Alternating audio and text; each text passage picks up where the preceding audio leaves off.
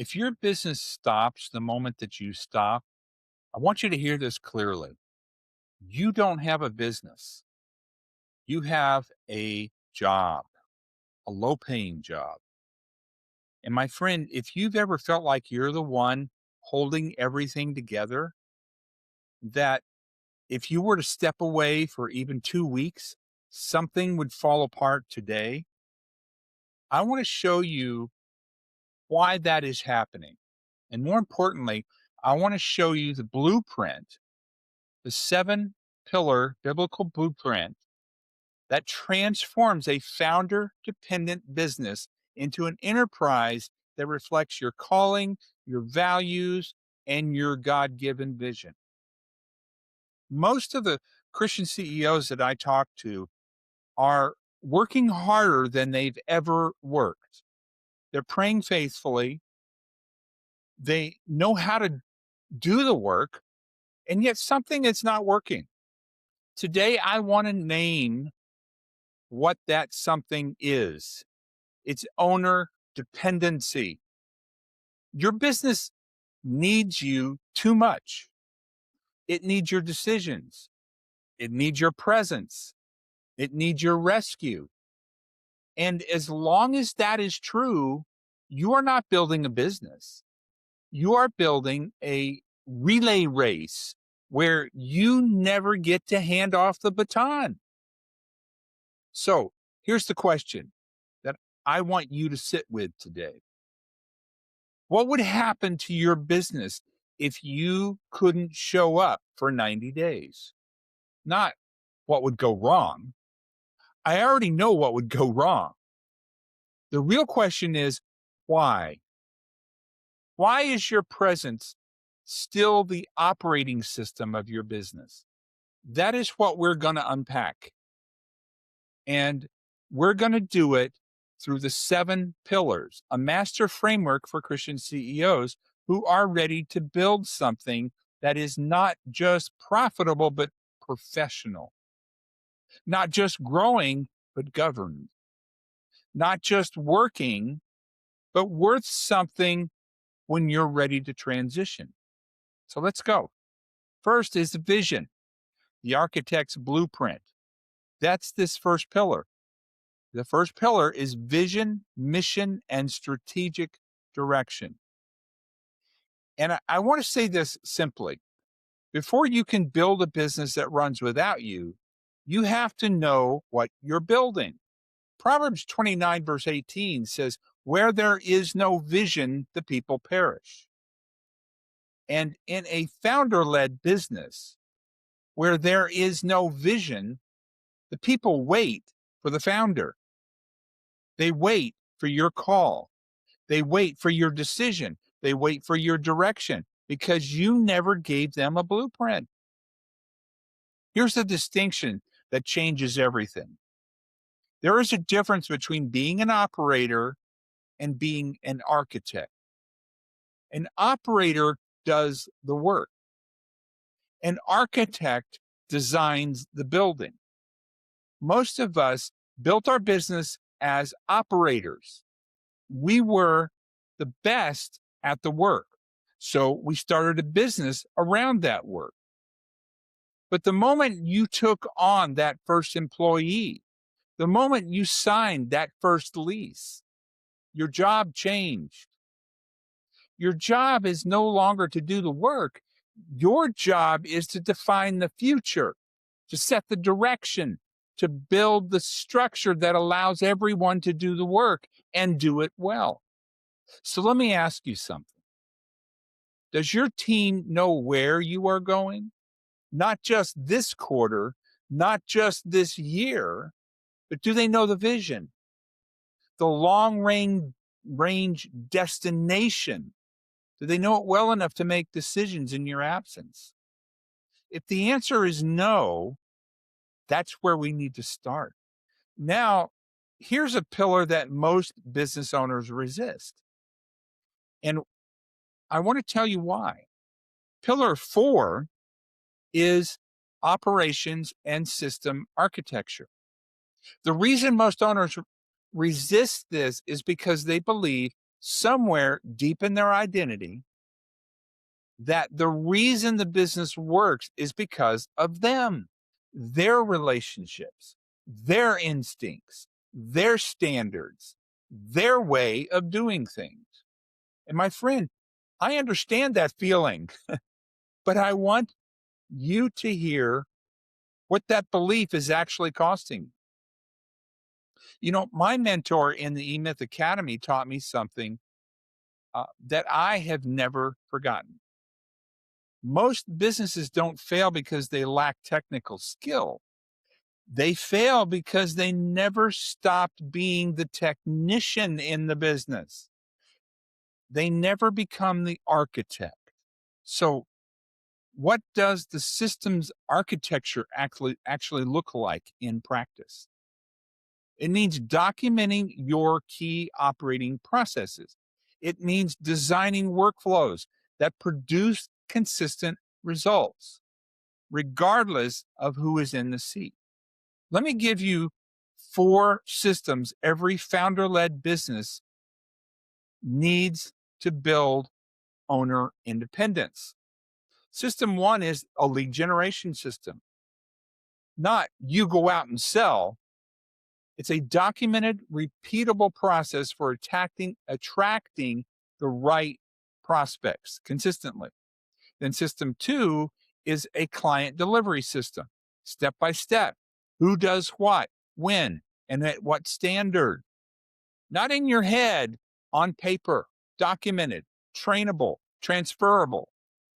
And then system 3 is a financial reporting system, numbers that tell you the truth about what's happening in your business without you having to dig for it. We'll come back to this one. And then system 4 is a decision system. And this one's critical. Who has authority to make what decisions without coming to you? And everything requires your approval. If it requires your approval, you haven't built a business, you've built a bottleneck. What gets measured gets managed, and what gets documented gets delegated. Are you documenting? Are you delegating? Or are you still holding on, trying to control everything? Hey, I want to pause here for a second and say something to you directly. If you're watching this and you're thinking, I know that I need this, but I don't know where to start. That's exactly why I built Psalm Tree CEO Mastery Community on School. Inside that community, I walk Christian CEOs through the complete 7-pillar master framework. This is not a concept, but as a step by step system with worksheets, community accountability, and the clarity to actually build this into your business. If you're a founder led business and you want more profit, you want faithfulness, clarity, and a business that reflects your values, I want to invite you to join us. The link is in the description. So let's keep going because we're not done here yet.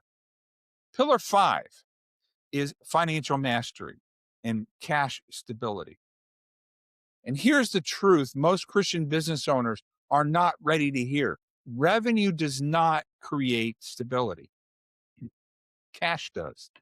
I want you to think about Joseph in Genesis 41. Pharaoh has a dream: 7 fat cows, 7 thin cows, 7 full heads of grain, 7 withered. And Joseph, led by the wisdom of God, interprets the dream and builds a system. He stores 1/5 of a harvest during the 7 years of abundance so that when the 7 years of famine come, Egypt not only survives, but is positioned to serve others. My friend, that is not a biblical curiosity. That is a financial strategy. So let me ask you, are you managing your business for the fat years, or are you building reserves for the lean ones? Most founder led businesses I see have no reserves, no operating reserve, no tax reserve, no capital reserve. And when the famine comes, and it will come, they are not positioned to serve. They are scrambling to survive. What gets you out of that cycle is financial clarity, accurate books, real numbers, a forward view of your cash, and a reserve strategy that reflects the wisdom of Scripture. Because your business isn't silent, it is speaking to you every single day through your financial data. The question is, are you listening? Do you even know how to hear it? And let me say something now that most business advisors don't talk about, and that is pillar 6, which is leadership, governance, and owner protection. Most small businesses are under governed, and under governance is a silent risk. It doesn't announce itself, but it erodes your liability protection, your decision quality, and your leadership accountability quietly over time. There is a distinction that I want you to have. There is a difference between managing your business and governing your business. Management is operational. Governance is architectural. Management asks, are we doing the work? Governance asks, are we building the right structure to protect, sustain, and grow this enterprise? For founder led businesses, governance means a few things practically. First, are your corporate formalities in order? Is your legal entity structured and maintained in a way that actually protects you? And second, do you have an advisory board, even informally, people who can speak truth into your business decisions? Proverbs 11, verse 14 says, where there is no guidance, a people falls. But in abundance of counselors, there is safety. And third, do you have a regular governance rhythm? A time each month where you sit as the CEO, not as the operator, and review your business from the outside in. This is what it means to lead maturely. Not to work harder, but to govern wisely. Now, pillar 7 is where everything comes together: growth, value, and exit readiness. And I want to be very clear about this, what this pillar is not. It's not about selling your business tomorrow. Exit readiness is about building a business that is worth something to a future buyer, to a successor, to your children, to your legacy, whether or not you've actually ever sell your business. Here's how I think about it. A business that runs without you is a business that is worth buying. A business that cannot run without you is only worth the sum of your working years. Which one are you building? Enterprise value, what your business is actually worth, is driven by a few key factors. One of them is owner independence. There's also documented systems, financial stability, leadership depth, recurring predictable revenue. Every one of those factors is what we have been building in this framework. And here's what I want you to see. Pillar 7 is not the beginning of the journey. It is the reward for doing the pillars 1 through 6 well. And you cannot skip to exit readiness. You build towards it deliberately and systematically with the long view of a steward, not the short view of an operator. Mark 8, verse 36 says, what good is it for someone to gain the whole world yet forfeit their soul? I ask you this, what good is it to build a profitable business if it cannot outlast you. Build something that endures, my friend. So let me bring this home.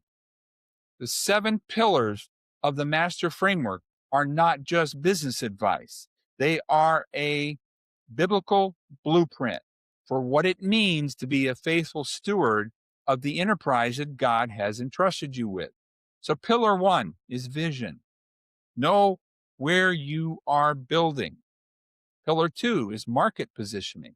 Know who you serve and why they chose you. Pillar 3 is lead generation. Build a system to attract the right people consistently. Pillar 4 is operations. Design a business that runs without you. Pillar 5 is financial mastery. Lead from truth, not guesswork. And then pillar 6 is leadership and governance. Govern wisely and protect what God has given you. And pillar 7 is exit readiness. Build something that's worth leaving behind.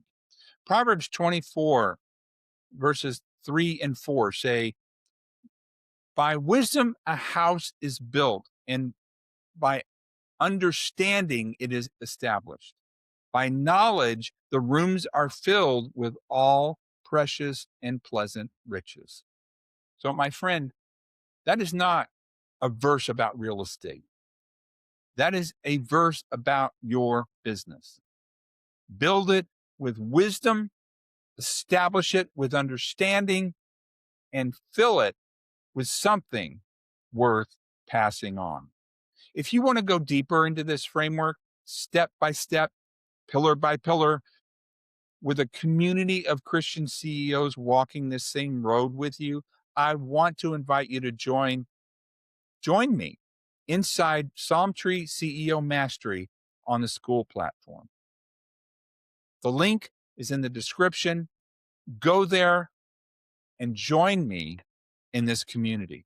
And we'll see you there, and we'll talk more about all this.